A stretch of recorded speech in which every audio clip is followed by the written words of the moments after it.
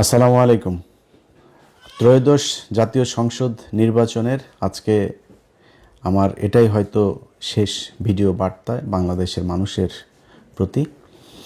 এই ভিডিওতে যে কথাগুলো বলবো, এই কথাগুলো শোনার পরে যদি আপনার সিদ্ধান্ত নিতে ভুল হয় বা সিদ্ধান্ত নিতে আপনি এর পরেও সমস্যা হয়, তাহলে বুঝতে হবে এটা আপনার সমস্যা, আমার সমস্যা না। আমি খুব ঠান্ডা মাথায়, খুব সহনশীল এবং একদম কোনো পক্ষপাত তুষ্ট না হয়ে কিছু কথা বলবো। কথাগুলো বিএনপি, আওয়ামী লীগ, জামাত, হিন্দু, মুসলমান সবার কাছে অনুরোধ থাকলো শোনার।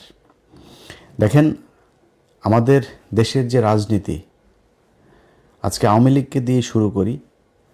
আওয়ামী লীগরে বুঝায় লাভ নাই, তারপরও কিছু মানুষ তো আছে এই আওয়ামী লীগ করে যারা কিনা মানে দেশের জন্য মনে করে যে অনেক মানুষ আছে তারা ইন্ডিয়াকে অপছন্দ করে। জামাত, আওয়ামী লীগের অনেক কিছু আছে যেগুলো তারা পছন্দ করে না। ইভেন এই দেলোয়ার হোসেন সাঈদীর ঘটনায় অনেক ছাত্রলীগের রানিং সভাপতি পদ ছেড়ে দল থেকে চলে গিয়েছে। ইসলামের প্রতি তাদের প্রচণ্ড ভালোবাসা আছে, মুসলমানদের প্রতি ভালোবাসা আছে, তারা ভারতকে ঘৃণা করে। আমাদের সাথে তাদের সমস্যা নাই তো। আমি ভিডিওতে বলছি, আমি টঙ্গী কলেজের ছাত্রলীগের সভাপতি কাজী মঞ্জু, টঙ্গী পৌরসভার ছাত্রলীগের সভাপতি কানন। জিজ্ঞেস করেন, খোঁজ নিয়েন, আমার সবচেয়ে ঘনিষ্ঠ মানুষ ছিল তারা টঙ্গীতে, সবচাইতে ঘনিষ্ঠ মানুষ। এখনও যদি নাকি আমি জানি না যে এরা কোথায়, কে কোথায় আছে, যদি তাদের দরকার হয়, আমি আমার বাসায় যদি রাখার জন্য, তাদের নিরাপত্তার জন্য যদি দরকার হয়, আমি আমার বাসা ছেড়ে দেব। আমি যেইভাবে থাকছে, মানে সম্পর্কটা এইরকম। কারণ আমি দেশ থেকে যখন এসছি তখন পর্যন্ত এই দেশের রাজনীতিটা এই পর্যায়ে পৌঁছায় নাই। শিবির করলেই কাউকে গলা কেটে মানে ক্রস ফায়ার দিয়ে মেরে ফেলতে হবে, এই অবস্থায় হয় নাই।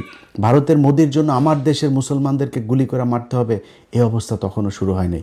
তো যারা 5 তারিখ পর্যন্ত, আগস্টের 5 তারিখ পর্যন্ত, আগের দিন পর্যন্ত যারা আওয়ামী লীগ ছেড়ে আসেন নাই, তাদের প্রতি এই হৃদয়ের সম্পূর্ণ শক্তি দিয়ে ঘৃণা জানায় রাখলাম। বাট যেটা বললাম আর কি, যে আওয়ামী লীগের সাথে তো আমাদেরও সম্পর্ক ছিল, তাদের অনেক মানুষ আছে ভারত বিরোধী, তাদের প্রতি আমাদের কোনো ঘৃণা নাই। কিন্তু ভাই, একটা জিনিস বলি, আজকে এই আদালতের বারান্দায় আপনারা আটক হচ্ছেন, মাঝে মধ্যে দেখি চোরাগুপ্তা মিছিল করছেন, তারপরে মাঝখানে আবার একটু ভাঙচুরও শুরু করেছিলেন। এখনও বিভিন্ন জায়গায় আপনারা নানান শেপে, নানান পরিচয়ে আপনারা রাস্তায় নামতে চান, বিদেশে আপনাদের যারা আছে তাদের কথাবার্তা শুনে। শুধু খুব ছোট্ট একটা বিষয় বলি, এই যে 5 তারিখে শেখ হাসিনা পালিয়েছে না, তার চাইতে আরও 15-20 দিন আগে থেকে এই আলোচনা চলছিল তাকে চলে যেতে হবে। আমি ভিডিও করেছিলাম 21 বা 22 তারিখে যে শেখ হাসিনা পালিয়েছে, ওই সময় থেকেই কিন্তু আলোচনা হচ্ছিল যে শেখ হাসিনা, ওই সময় বলা হয়েছিল যে আপনাকে এখন আপাতত ইন্ডিয়াতে যান, এরপরে আপনি আবার ফের পরিস্থিতি ঠান্ডা করে আপনি আসবেন। আমরা জানি না শেখ হাসিনা ওই 3 দিন কই ছিল। অনেকে বলে আগরতলাতে ছিল, কেউ বলে কলকাতায় ছিল, কেউ বলে দেশে ছিল। আমি 100% কনফার্ম হইতে পারিনি। তো শেখ হাসিনা দেশে এসেই বলল যে শেখের বেটি পালায় না। এরপরে কিন্তু ঠিকই পলাইলো। আপনি পিছনেরটা বাদ দেন, 5 তারিখে পলানোর এটা তো আমরা সবাই এখন জানছি যে এটা 2 তারিখ 3 তারিখ থেকেই এই আলোচনা, 3 বাহিনীর প্রধান দফায় দফায় আলোচনা চলছে, হাসিনা চলে যাবে। যেদিন চলে গেলেন তারও তো 3 ঘন্টা 5 ঘন্টা আগেও তো আপনার 5 তারিখে গিয়েছে, 3 তারিখে সে এই তাপসের সাথে ফোন রেকর্ড ফাঁস হয়েছে, দেখেছেন না? সেখানে সে বলছে সে চলে যাওয়ার কথা। আপনি আওয়ামী লীগ করেন না? আপনি এখনও আদালতের বারান্দায় গিয়ে জয় বাংলা শরীর গরম করা স্লোগান দেন না? এখনও রাস্তায় নামেন না? আপনার জন্য শেখ হাসিনার খারাপ লাগার কথা না? ইভেন এমপি মন্ত্রী যেই সালমান এফ রহমান এত কিছু করলো, তাদেরকেও বলেছে? বলে নাই। ঠিক নিজের আত্মীয় স্বজন, খুব ঘনিষ্ঠ ব্যবসায়িক পার্টনার এদেরকে নিয়ে সে উড়াল দিয়েছে, চিন্তাও করে নাই ভাই আপনাদের কথা। এটাই রাজনীতি। আপনি যে যত কথা বলেন, আজকে যারা ছাত্রদল, যুবদল, বিএনপি অনেকেই এখন আবার ফের নতুন করে বিশাল দল করেন। আমরা লক্ষ লক্ষ মানুষ দেখছি বিভিন্ন জায়গায় যাচ্ছেন মিছিল টিছিলের নেতাদের দেখার জন্য। ভাই, আপনারা যারা জেল খেটেছেন, আপনার পাশে যে মিছিল করে এখানেই 2-4 জন পেয়ে যাবেন। বিএনপির অসংখ্য মানুষ অনেক কষ্ট সহ্য করেছে। তারা এই জেলখানায় যখন গিয়েছে, তখন জেলখানায় যাওয়ার পরে সারাদিন বিভিন্ন কোর্ট থেকে জেলে যায়, যাওয়ার পরে ওইখানে এই কারা কর্তৃপক্ষের একজন এসে তারপরে বলে যে জামাত শিবিরের কে কে আছেন হাত তোলেন। আমার এই বর্ণনা এক শিবিরের এক ছেলে দিচ্ছিল, পরে ভাই আমি মনে করছি কি আমাদের এবার নিয়ে বোধহয় মেরে টেরে ফেলবে, আমাদের আলাদা করছে কেন। আলাদা করে নিয়ে যায়, 2টা লুঙ্গি দিয়েছে, একটা গামছা, এক জোড়া স্যান্ডেল, তারপরে শুকনা খাবার। এটা জামাতের শিবিরে যারা ধরা পড়েছে তাদের জন্য। আমি অনেক মানুষকে চিনি ভাই, আপনার পরিবার ধ্বংস হয়ে গিয়েছে, ব্যবসা ধ্বংস হয়ে গিয়েছে এই বিএনপির যে নেতার জন্য। আপনি মিছিলে গিয়ে তারপরে আটক হয়েছেন, সেই নেতা আপনার খবরও নেয় নেই। এটাই রাজনীতি। এই যে 21 টেলিভিশনের চেয়ারম্যান 2 বছর জেল খেটেছে, বিএনপি খবরও নেয় নাই। কনক সারোয়ার 9 মাস জেল খেটেছে, কনক সারোয়ারের বোন জেল খেটেছে। আমরা সেই একই ঘটনায় আমরা পালিয়েছি তারেক রহমানের বক্তব্য চালানোর জন্য। বিএনপি আমাদের খোঁজ নেয় নেই, টাকা পয়সা তো পরের কথা, খোঁজও নেয় নেই। আজকে ইলিয়াস হোসেন আজকে জায়গায় এখানে এসে বসলাম, অনেক মানুষ বলেছেন না আমাদেরকে বিএনপি টাকা দেয়, তারেক রহমান টাকা দেয়, বলেছেন না। আজকে এই জায়গায় এসে বললাম 4 আনা পয়সার কোনো দিন যদি নাকি বলতে পারে যে জামাত ইসলাম বা বিএনপি থেকে আমাদের কোনো দিন দিয়েছে, বলেন ওটা ফাঁস করতে। ধরেন জামাত, তো এখন তো আমি জামাতের পক্ষে বলছি, জামাত বলবে না মনে করেন, বিএনপিরে বলেন একটা ফাঁস করতে যে আমার একটা টাকা দিয়েছে। আজকে পর্যন্ত কোনো দিন শুনেছেন তারেক রহমানকে নিয়ে কোনো বাজে কথা বলেছে, খালেদা জিয়াকে নিয়ে কোনো বাজে কথা বলেছে, জিয়াউর রহমানকে নিয়ে বাজে কথা? এখন তো তাও একটু সমালোচনা করি খুব ভদ্রভাবে। গেল 5 তারিখের আগ পর্যন্ত 6 বছর বিএনপির তো ক্ষমতা ছিল না, কিছুই ছিল না। বিএনপি জীবনে কোনো দিন আবার ক্ষমতায় আসতে পারবে এটা অনিশ্চিত একটা ভবিষ্যতের মধ্যে ছিল। তখন বলতে পারতাম না? বলেছে নাকি কোনো দিন? যারা বলেছে তারেক রহমানকে চেনেই না, লন্ডনে কি যেন একজন আছে এরকম বলেছে যারা, তাদের সাথে এখন তারেক রহমান ডেকে নিয়ে তারপরে জড়ায় ধরে কোলাকুলি করে, সেগুলো আমরা ফেসবুকে ছবিও দেখি। এটার নামই রাজনীতি। আপনারা কে কী করলো, আপনারা কে আদর্শের কারণে পছন্দ করে, কী কারণে, এটা বাংলাদেশের এই আওয়ামী লীগ বিএনপির ভেতরে নাই। অনেক বিএনপির লোকজনকে চিনি যারা, এই দিন এক এমপিকে দেখছিলাম, তার প্রতিদ্বন্দ্বী জামাতের প্রার্থীর সাথে দেখা হয়েছে।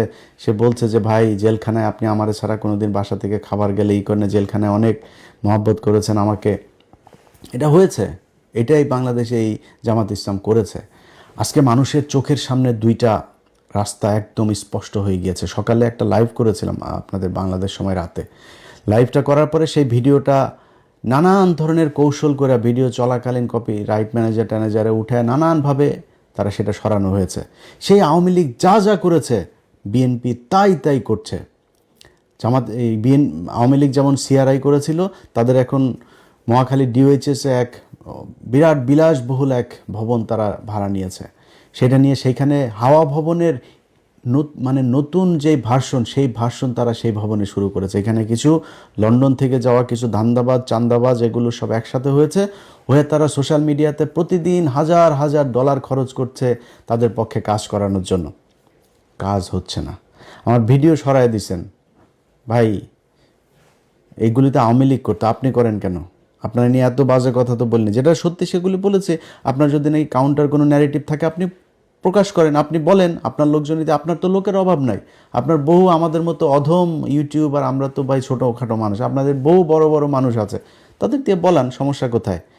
এগুলো করছে, ঘোষণা দিয়েছে এই বিএনপির তথ্য বিষয়ক আপনার সম্পাদক, ঘোষণা দিয়ে আমার ফেসবুক যাওয়ার পরে ঘোষণা দিয়ে বলেছে সে করেছে এটা, অর্থাৎ বিএনপি করেছে।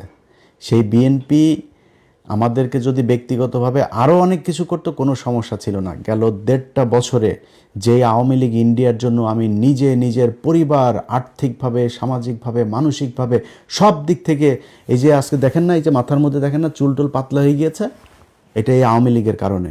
বহুত কষ্ট সহ্য করেছে, দাড়ি চুল টুল 5 বছরের মধ্যে বুড়া হয়ে গেছে একদম। এটা এই আওয়ামী লীগের কারণে, ইন্ডিয়ার কারণে। সেই আওয়ামী লীগ, সেই ইন্ডিয়াকে নিয়ে আপনারা মিটিং করেন, মিছিল করেন, প্রকাশ্যে ঘোষণা দিয়ে আপনারা বলেন তারা আপনাদের ভাই, তাদের মামলা থাকবে না।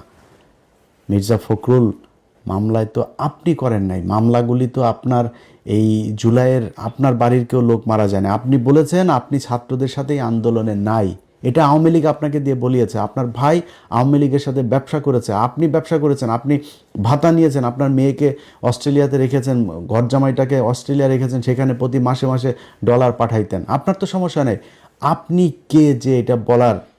একটা মামলাও রাখবো না। আওয়ামী লীগকে আপনারা একদম মাঠে নামিয়ে এনেছেন, এবার জনগণের সাথে মারামারি করবেন। কালকে মারামারি করতে যায়েন, তারপরে বুঝবেন খেলাটা কাকে বলে। তো এই যে আওয়ামী লীগের যে লোকগুলো এখন আপনারা করছেন, দাপাদাপি করছেন, আপনার যেই আপার জন্য করেছেন এখনও করছেন, অনেকে আদালতের বারান্দায় দাঁড়ায় জয় বাংলা স্লোগান দিচ্ছেন, আপনার আপা কিন্তু আপনাদেরকে নিয়ে যায় নেই। এই যে আজকে বিএনপির পিছনে যারা যারা ঘুরেন, এদের একজনের বলেন যে মির্জা ফখরুলের আসনে সামনের বছর আমি ইলেকশন করতে চাই। মির্জা ফখরুলের এটা শেষ ইলেকশন। মির্জা ফখরুলের ভাই আছে একটা বিশাল চাঁদাবাজ, ফয়সাল, বললেন তো আপনি এখন যে ভাই সামনের বার কিন্তু আমি মনোনয়ন নিব, ফয়সাল আপনার বাসায় কিনা দেখেন তো। 2 দিন পরে দেখবেন গাড়ির অ্যাক্সিডেন্ট করে মারা গেছেন। এটার নামই রাজনীতি। আজকে ডক্টর শফিকুর রহমানকে প্রশ্ন করা হয়, আল জাজিরার ইন্টারভিউটা খালি দেখলাম, খালি ঘুরায় পেঁচায় আপনার ইন্ডিয়ান মালটা ওনারা প্রশ্ন করছে, মেয়ে আপনার কোনো নারী জামাত ইসলামের প্রধান হইতে পারবে কিনা। ভাই, নারী জামাত ইসলামের প্রধান হইতে পারবে না, উপরে যিনি আসছেন তার চাইতে বড় হেকিম আমি না। উনি আমারে বলছেন যেটা, এটার বাইরে আমরা যাইতে পারবো না। আমি নারীকে অসম্মান করি কিনা সেটা হচ্ছে প্রশ্ন। কিন্তু অ্যাপার্ট ফ্রম দিস আমি আরেকভাবে বলি আপনারা, মনে করেন আপনি খুব গণতান্ত্রিক মানুষ, আপনি একজন নারীকে দেখতে চান, নারী আর পুরুষ বাদ দেন, আপনারা যদি আমি বলি পৃথিবী উল্টায় যাবে, জিয়া পরিবারের বাইরে কেউ আপনার দলের প্রধান হবে, আপনি হইতে দিবেন? জামাত ইসলামে হইতে পারে, প্রত্যন্ত সেই নীলফামারীর গ্রামের একটা মানুষ এসেও এখানে হয়ে যাইতে পারে। এখানে কোনো পরিবার থেকে ডক্টর শফিকুর রহমান রাজনীতি থেকে অবসর নিলে তার ছেলে হবে, হইতে পারবে না। ওই যোগ্যতাতেই আসতে হবে। এটার নামই রাজনীতি, এটার নামই গণতন্ত্র। আপনি যে গণতন্ত্রের কথা বলে একজন নারী কী করে, আরে ভাই, নারী আমেরিকার 400-500 বছরের ইতিহাসে আপনি দেখেন না যে নারী প্রধানমন্ত্রী আছে কি না? তারা বানায় নাই কেন? অনেক দেশ বানায় না। পৃথিবীর কয়টা দেশে নারী আছে?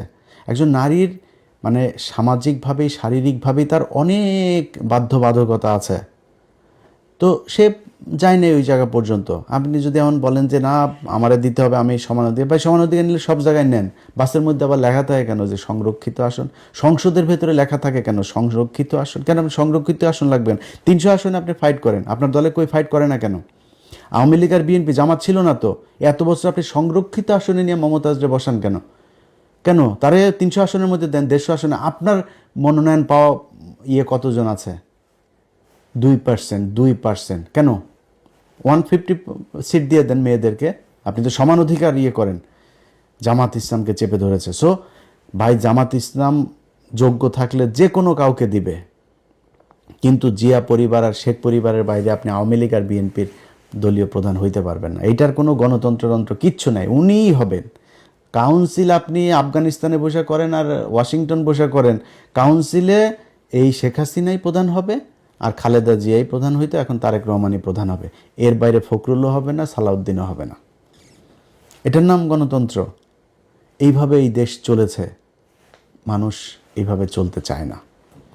আপনি আমার ভিডিও বন্ধ করে দিয়া তারপরে মানুষকে যেটা বুঝাইতে চাচ্ছেন সেটা যে মানুষ বুঝে নাই, বুঝবে না, এটা লঞ্চঘাট, রেল লাইন, বাস স্ট্যান্ড যেখানে যেখানে আছে ওইখানে যায় যায় খোঁজ নেন। মানুষ যে যাচ্ছে মানুষের চোখের দিকে তাকে। আজকে একটু আগে এক এমপি ক্যান্ডিডেটের সাথে কথা হচ্ছিল ঢাকার, তো ওনার কথাবার্তা শুনে, উনি আবার খুব বড় একজনের করছেন,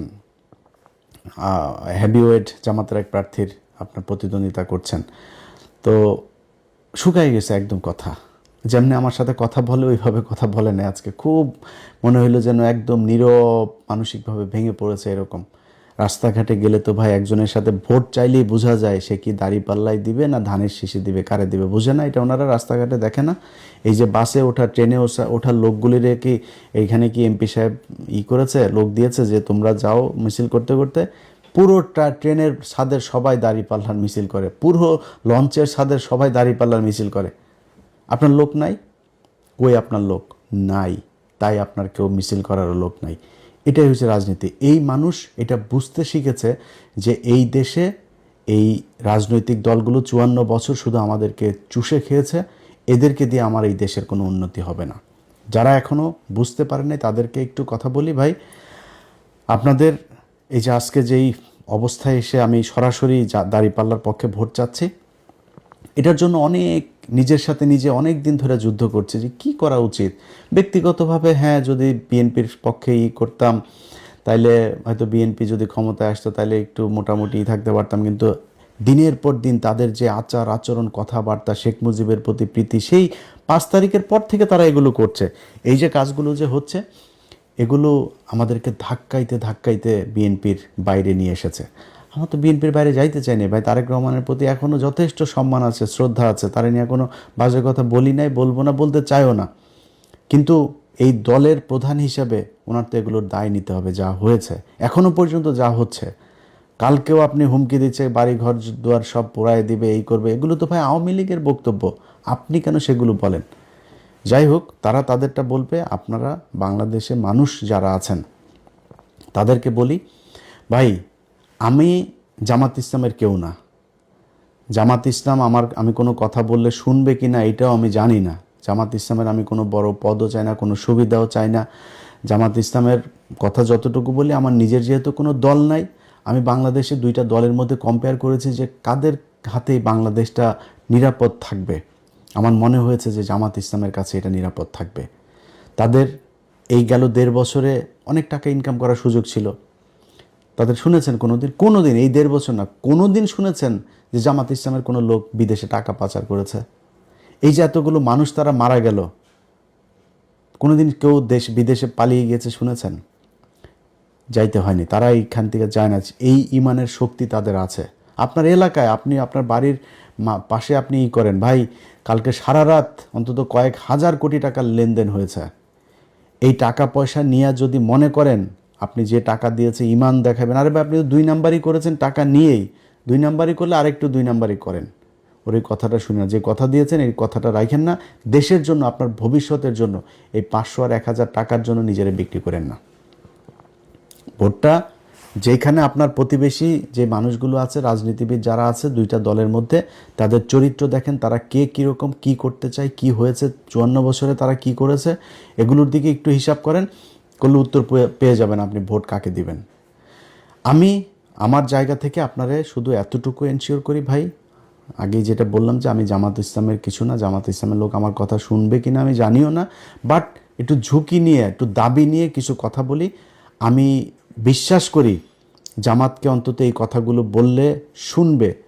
আপনার যেই মানুষগুলি আজকে এই যে প্রবাসে থাকেন না, এই মানুষগুলির জন্য এই 54 বছরে এই দেশের রাজনীতিবিদরা কিচ্ছু করে নেই। আপনাদেরকে শুধু পাঠিয়েছে, গাধার মতো আপনারা খেটেছেন, আপনারা টাকা পাঠিয়েছেন, সেই ডলার আবার ওরা বাংলাদেশ থেকে বিদেশে পাঠিয়েছে। এইভাবেই চলেছে। আমার ডলার রিজার্ভ কেন 34,000 কোটি টাকা থাকবে ভাই? 34 বিলিয়ন ডলার কেন থাকবে? আমার প্রতি সপ্তাহে আসে এরকম 1 বিলিয়ন ডলার, মাসে এমন মাস আসে 2 বিলিয়ন 3 বিলিয়ন ডলার পর্যন্ত আমার রেমিটেন্স আসে। তাহলে আমার রিজার্ভ কেন হবে 34 বিলিয়ন ডলার? আমি এত রিজার্ভ, এত ডলার আমি দেশে পাঠাচ্ছি, সেই টাকা কোথায় যায়? এই টাকা আপনি কষ্ট করে পাঠান, আর এই রাজনীতিবিদরা আপনার এই দেশ থেকে করে। বিনিময়ে কি হয়? আপনি যখন যাবেন, যাওয়ার কথা শুনলে দালালের ধরার পরে পাসপোর্ট অফিসে গিয়ে আরেক দালালের পরে, এরপরে আপনি যখন যাবেন বিদেশে, ওইখানে গিয়ে আরেক দালালের হাতে পড়বেন। যাবেন হলো গিয়া মসজিদে কাজ করার ভিসা নিয়ে গিয়া, দেখবেন যে বাথরুম পরিষ্কার করা লাগে। এটাই এই বাংলাদেশে চলে এসেছে। আপনাদের কাছে গ্যারান্টি দিলাম, জামাত ইসলামী যদি ক্ষমতায় আসে, এই সিন্ডিকেট ভেঙে ফেলা হবে। আজকে সামনে রোজা, আপনি জানেন গভীর সমুদ্র বন্দরে আপনার এই যে জাহাজ এখনো ভেসে বেড়াচ্ছে, সেগুলো আপনার খালাস করে না। কৃত্রিমভাবে সেগুলোকে আটকে রাখা হয়েছে। মালের দাম বাড়বে, বাজারে সংকট তৈরি হবে, তারপরে সেগুলো নিয়ে আসবে। অল্প কয়টা প্রতিষ্ঠানের হাতে এই সুযোগ দিয়ে রাখা হয়েছে। ইউনূস সরকার আসার পরেও এই সিন্ডিকেট ভাঙে নাই। জামাত ইসলাম আসলে খেজুর আটকায় রাখে আর ছোলা আটকায় রাখে এটার দাম বাড়াবে, এটা হইতে দেওয়া যাবে না। গ্যারান্টি দিলাম আপনাদেরকে। আমি ইলিয়াস হোসেন আজকে যে কথাগুলো বলছি, আমি এই গত 1.5 বছরে এটা প্রমাণ করে এসেছি যে আমি এই নির্যাতিত মানুষ, অসহায় মানুষ যারা মাজলুম, তাদের পক্ষে কাজ করি। আজকে ওয়াকার একজন সেনাপ্রধান ভাই, আমি তার কাছে চুনোপুটি একটা, তার সাথে সে আমার একটা ফোন করা মানে আমার জন্য বিশাল ব্যাপার। বিশাল বড় জায়গায় আমি যাই বসতে পারি, বিশাল সুবিধা নিতে পারি ওয়াকারের সাথে সম্পর্ক ভালো রেখে। ভাই প্রপোজাল পেয়েও রাখি নাই, কি বলেছি যে আলেমদেরকে ছাড়তে হবে, ডিজিএফআই জেলখানায় যেই তাদের ক্লিয়ারেন্সের কথা বলে এদেরকে আটকে রাখে এটা করা যাবে না, বিডিআরের লোকজনরে ছাড়তে হবে। এটার জন্য তাদের সাথে আমার সম্পর্ক এসে ভাই আমার মতো একটা মানে খুবই মানে কি বলবো যে মানে দুর্বল একজন মানুষ, আমি তো পাওয়ারফুল না ভাই, আমার ফ্যামিলি ব্যাকগ্রাউন্ডে বিশাল পাওয়ারফুল কেউ নাই, আমার মতো একজন মানুষ, আমি তার এটাতে বিক্রি হই নাই, তার এখানে যায় আমি কিছু চাই নাই নিজের জন্য। জামাত ইসলামী যদি ক্ষমতায় আসে আপনাদেরকে কথা দিলাম নিজের জন্য কিছু করব না। এই দেশের যে প্রবাসীরা ভারত থেকে সৌদিতে যেতে যেই কয় টাকা লাগে বাংলাদেশ থেকে ওই কয় টাকা লাগতে হবে। একজন মানুষকে জামাত ইসলামকে সময় দিব 4.5 বছর, 5 বছরের মধ্যে 6 মাস আগে তাদেরকে হিসাব বুঝাই দিতে হবে যে একজন মানুষ যে কিনা এমপি থাকবে, মন্ত্রী থাকবে, সরকারি কোনো পদে থাকবে, সে বিদেশে ট্রিটমেন্ট দিতে যাইতে পারবে না। যদি ট্রিটমেন্ট নিতে যাইতে হয় তাহলে প্রত্যন্ত একটা গ্রামের অসহায় যার চিকিৎসা নেওয়ার 1 টাকাও নাই, আপনি যেই রোগের জন্য মনে করেন বাংলাদেশে চিকিৎসা নাই, সেই চিকিৎসায় যদি আপনাকে বিদেশ যাইতে হয় তাহলে এই রোগ তো আপনার একার হয় না, গ্রামের একটা প্রত্যন্ত গ্রামের মানুষেরও এই রোগ হয়, তাহলে তাকে আপনার নিয়ে যাইতে হবে বিদেশে, এটা সরকারি খরচে এই ট্রিটমেন্ট তাকে দিতে হবে। আমি আজ পর্যন্ত আপনাদেরকে আমি বললাম, শুনেছেন জামাত ইসলামের নেতা একজন বিদেশে সিঙ্গাপুরে ট্রিটমেন্টের জন্য গিয়েছে? জামাত ইসলামের নেতাদেরকে লাভ দিয়া যায় পাতলা পায়খানা হইলো, যা থাইল্যান্ডে সিঙ্গাপুরে যায় ট্রিটমেন্ট নিতে হয়েছে। এই বিএনপি আওয়ামী লীগ এদের কিছু হইলেই বিদেশ, এয়ার অ্যাম্বুলেন্স যা কিছু আছে সব কিছু রেডি থাকে এদের জন্য, ট্রিটমেন্ট নিতে যায়।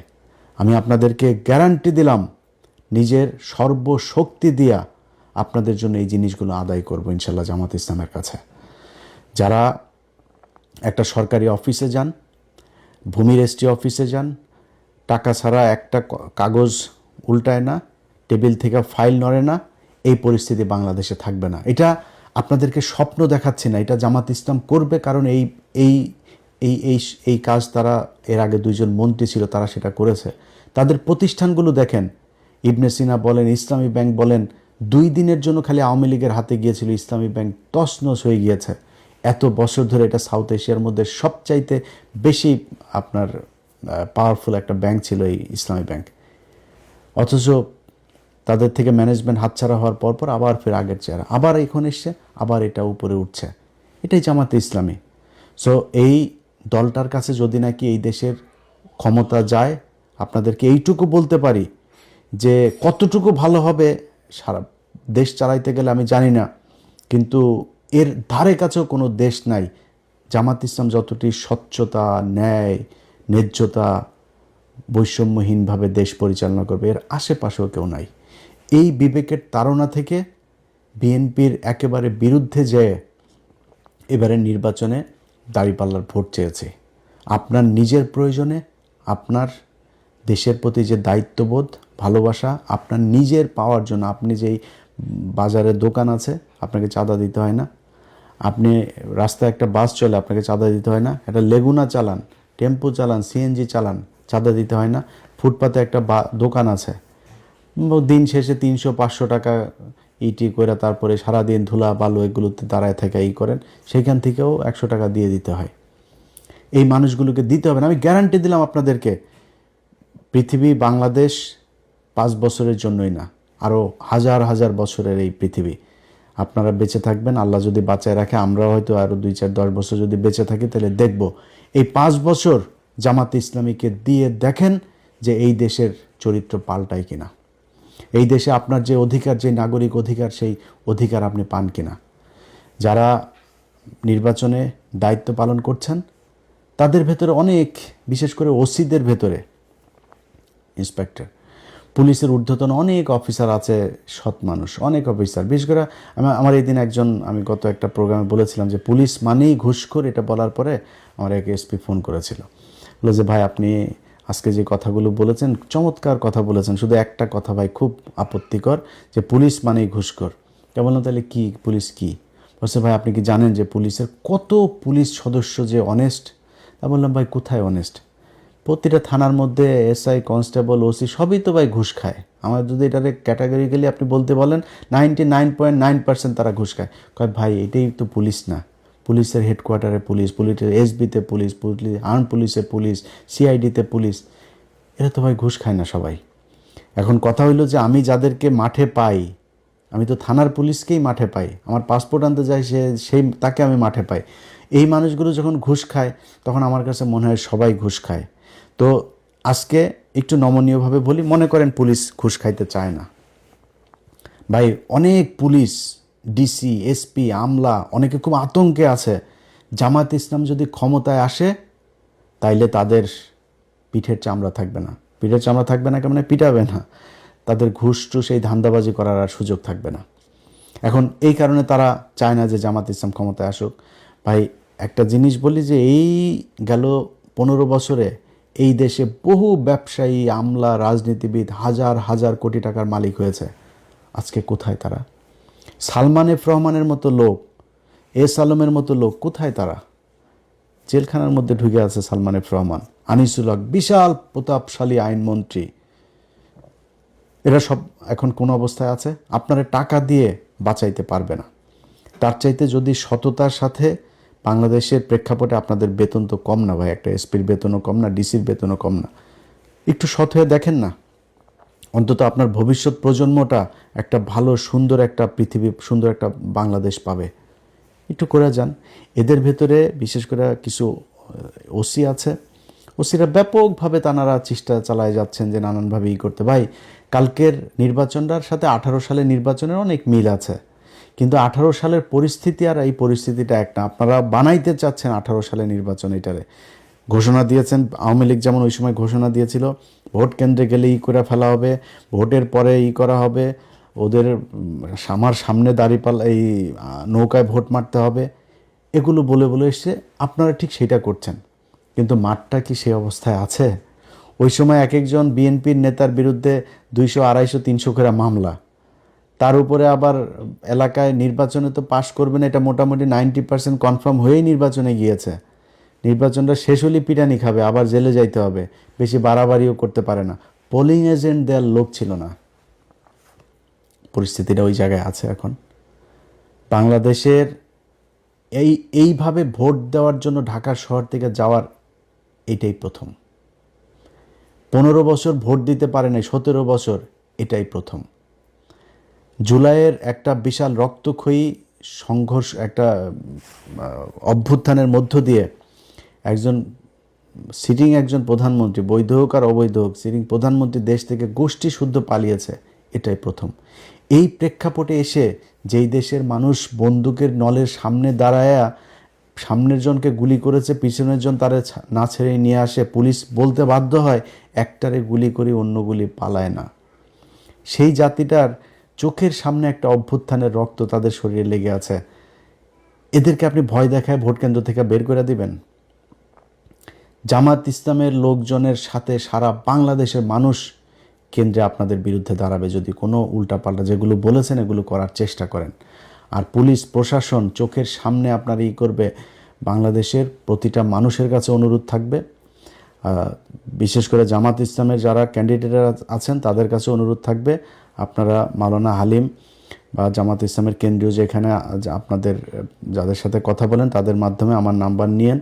তারপরে আপনাদের সেন্ট্রাল যে সেল থাকবে সেই সেলে আপনারা যেখানে যখন যেটা ঘটবে সাথে সাথে পাঠিয়ে দিবেন। এই দেশের কোনো গণমাধ্যম যদি আপনাদের এগুলো প্রচার না করে, আমার চ্যানেল আছে, আমার 2টা চ্যানেল, আমার ফেসবুক পেজ আছে 4-5টা, এগুলো সব আপনাদের জন্য উন্মুক্ত। কালকে যেখানে যেটা পাবেন নিজের ফেসবুক থেকে দিয়ে দিবেন। কোনো জায়গায় একজন সাধারণ ভোটার হিসেবে আপনারা হাজার হাজার ভোটার কালকে লাইন ধরে মাঠে থাকবেন। কোথাও কোনো অপ্রীতিকর ঘটনা দেখলে আপনারা সেখানে দাঁড়ায় যাবেন। এই ভোট, এটা আপনার অধিকার, এই অধিকার প্রতিষ্ঠা করার দায়িত্ব আপনার। আপনি যে সুযোগ পেয়েছেন এই সুযোগ বাংলাদেশে বারবার আসবে না। অতএব যারা ভোট রিগিং করার চেষ্টা করবেন, কোনো পক্ষপাতদুষ্ট আচরণ করার চেষ্টা করবেন, বিশেষ কোনো প্রার্থীর পক্ষে কাজ করার চেষ্টা করবেন, সেই প্রশাসনের ভাইদেরকে বলবো, ভাই যদি মনে করেন সারা জীবন ঘুষ খাইয়ে থাকতে চাবেন তাহলে যা মন চায় করেন। আর যদি মনে করেন যে না, আমার সন্তানের পেটে আমি যদি নাকি আমার ট্রিটমেন্টের দরকার হয় আমার সরকার ট্রিটমেন্ট দিবে, আপনি যদি সুন্দর একটা দেশই করেন, আপনি টেনশন করেন কেন যে আমার বড় শেষ বয়সে গিয়ে কি হবে, টাকা পয়সা না রেখে যেতে, এই টেনশন আপনি করেন কেন? সুন্দর একটা দেশ দিয়ে যান। এই যে আমেরিকায়, আমি আমেরিকায় গরিব, মানে আমেরিকার সামাজিক যে অবস্থান সেই অনুযায়ী আমি গরিব ক্যাটাগরির একজন নাগরিক, তো মানে মানুষ আর কি। তো আমি যেহেতু অল্প টাকার ইনকাম করি, অল্প টাকা ট্যাক্স পে করি, তো ট্যাক্স ফাইল করার ওই অনুযায়ী আমি ওই ক্যাটাগরিতে আমার ট্রিটমেন্ট ফ্রি এখানে। এটা বাংলাদেশে সম্ভব, খুবই ইজিলি সম্ভব। আমি আপনাদের বললাম ভাই, যদি জামাত ইসলাম ক্ষমতায় আসে, আমি কয়েকটা জিনিস আমি তাদেরকে খুব করে মানে মানে সর্বোচ্চ চেষ্টা করব আমার এটা করার জন্য।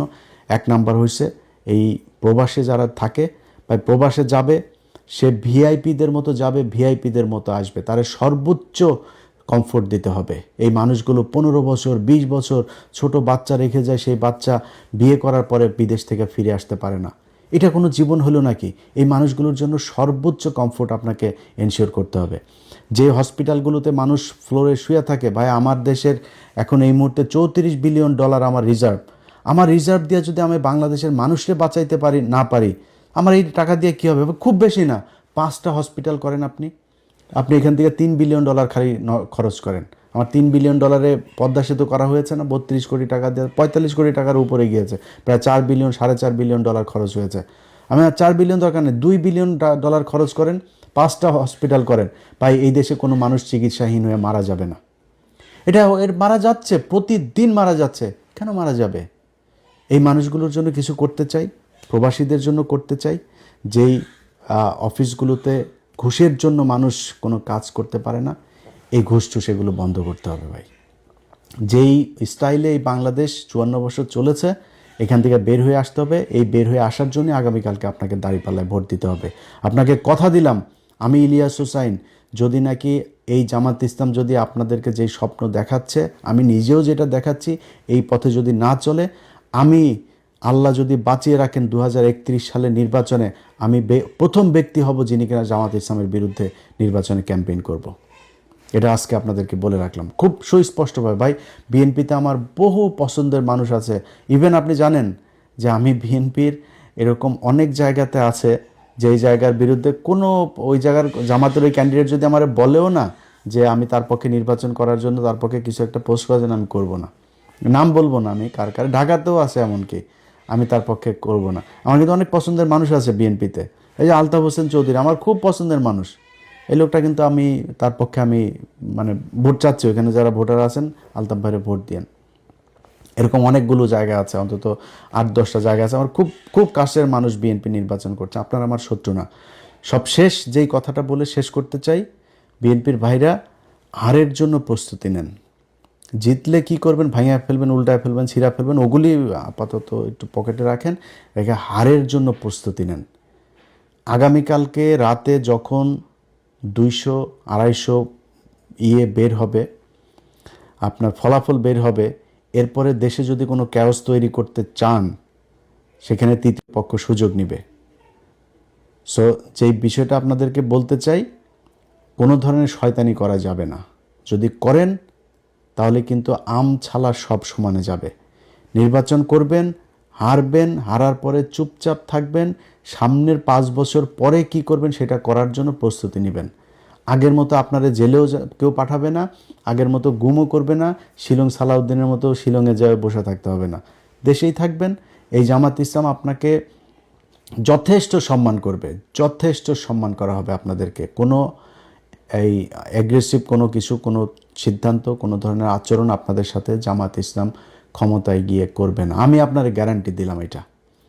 সো নির্বাচন সাধারণ মানুষ যাকে সমর্থন দেয়, যার প্রতি তাদের ভোট দেয়, সে বাংলাদেশে নির্বাচিত হবে, তারা দল গঠন করবে, সরকার গঠন করবে, তারা দেশ পরিচালনা করবে, বাকিটা বিরোধী দল হিসাবে থাকবে। আপনারা যে এই মুহূর্তে 2025-26 সালে যে আপনারা নির্বাচন করছেন, এটা করার কথা ছিল, আপনারা ছেড়েই দিয়েছিলেন। 24-এ হয়েছে, আবার 29-এ হবে, আওয়ামী লীগই আসবে। আজকে নির্বাচন করতে পেরেছেন, এইটাই বিশাল ব্যাপার। জেলখানা থেকে বাবর ভাইয়ের বের হওয়ার কথা ছিল না, বের হয়েছেন। বের হয়ে তারপরে আপনি যে নির্বাচন করছেন, এটা মিরাক্কেল, এটা আল্লাহ নিজে আপনাকে দান করেছে। ওই জায়গা থেকে আওয়ামী লীগের মতো দানব নাই, আপনি বিরোধী দল হিসাবেও একটা ক্ষমতা নিয়ে আছেন দেশে, এটাই আপাতত অনেক বড় কিছু। দল গুছান, দলের যে সমস্যা আছে যেগুলো মানুষ পছন্দ করে না সেগুলো বন্ধ করেন, বাদ দেন, দিয়ে নতুন করে তৈরি করেন। ভালো কিছু করলে জামাত ইসলামের যেই সমস্যাগুলো থাকবে এই 5 বছরে, এগুলো বিরুদ্ধে একটা জনমত তৈরি করবেন, করে মানুষকে বুঝাবেন যে আমরা এগুলো কাটায় উঠতে চাই, এই করবে, এবং আপনার কার্যক্রম দেখেই বুঝবে যে আপনার আসলে ভালো কিছু করবেন কিনা। টাকা পয়সা নিয়ে, মনোনয়ন দিয়া, টাকা পয়সা নিয়ে ধান্দাবাজি করে তারপরে দল গঠন করে চোর বাটপার ঋণ খেলাপিরে দিবেন, তারপরে চাঁদাবাজদের বহিষ্কার হওয়া লোকজনরে আবার ফের দলে ফিরায় না তার মনোনয়ন দিবেন, এইভাবে তো ভাই মানুষ আপনারা পছন্দ করবে না। সো দল করতে হইলে জামাত ইসলাম অনেক খারাপ, জামাত ইসলামের কোনো বহুত সমস্যা, যা মনে চায় আপনি মনে করেন। জামাত ইসলাম নিজের টাকায় রাজনীতি করে, মানুষের দোকান থেকে টাকা তুলে চাঁদাবাজি করে রাজনীতি করে না। আপনারা সেই ব্যবস্থা করতে হবে। আপনার দলের মানুষ টাকা দিয়ে রাজনীতি করবে। যেদিন দলের মানুষ দলের টাকা দিয়ে রাজনীতি করবে সেদিন আপনার ঘরের সামনে এই বালুর ট্রাক বসায় রেখে আসতে পারবে না, ওইটারে উল্টায় ফেলবে। কারণ ওর দল করে ওর নিজের টাকা দিয়ে, নিজের খরচ দিয়ে। এক একজন রোকন নিজের প্রতি মাসের বেতনের 5% দিয়ে দেয়। 1 লাখ টাকা যে বেতন পায় সে 5,000 টাকা দলকে দিয়ে দিতেই হবে, বাধ্যতামূলক। সে দল থেকে কোনো কিছু নেয় না। এটা হচ্ছে তাদের রাজনীতি। সেই ধরনের একটা দলের সাথে আপনি কম্পিটিশন করবেন, আপনার তো এরকম কোনো কিছু জিনিস তো আপনাকে উদ্ভাবন করতে হবে, করে তারপরে নতুন করে আপনাকে দল গুছাইতে হবে। বাংলাদেশের মানুষ যা চায় সেটা বুঝাইয়া সেটা বাংলাদেশের মানুষের সামনে উপস্থাপন করবেন। মানুষ যদি মনে করে ক্ষমতায় আসবেন। এর তো কোনো স্বৈরাচার নাই, এখানে বিশাল আকারের কোনো কিছু নাই। যা বলা হচ্ছে আগে থেকেই যে যদি সুষ্ঠু এবং কি যেন বলে এই হইলে আমরা নির্বাচন মানব। আগের থেকে হারলে কি বলবে এটার মোটামুটি একটা দিয়ে দিল যে হেরেই তারপরে বলবে যে নির্বাচন সুষ্ঠু হয়নি, এনে ওইটা বলেন। এই দেশে কোনোদিন বিরোধী দলে গিয়ে কেউ নির্বাচন মানে নাই, কারচুপি ছাড়া বলেও না। আপনারা ওইটাই বলেন, সমস্যা নাই, কিন্তু বেশি বাড়াবাড়ি করা যাবে না। যদি বাড়াবাড়ি করেন, আওয়ামী লীগ আছে, ডিজিএফের একটা গ্রুপ আছে, তারা কিন্তু ঝামেলা বাঁধাবে। এটা আজকে বলে রাখলাম। চুপচাপ থেকে সুন্দরভাবে একটা মানে সুষ্ঠু পরিবেশে নির্বাচন হবে। নির্বাচন শেষে দল গঠন করে সরকার গঠন করবে, যে কোনো একটা দল তারা করবে। আবারও সবশেষ আপনাদের কাছে আপনার নিজের বিবেকের কাছে প্রশ্ন রেখে গেলাম। 2টা দল নির্বাচনে এবার প্রতিদ্বন্দ্বিতা করছে।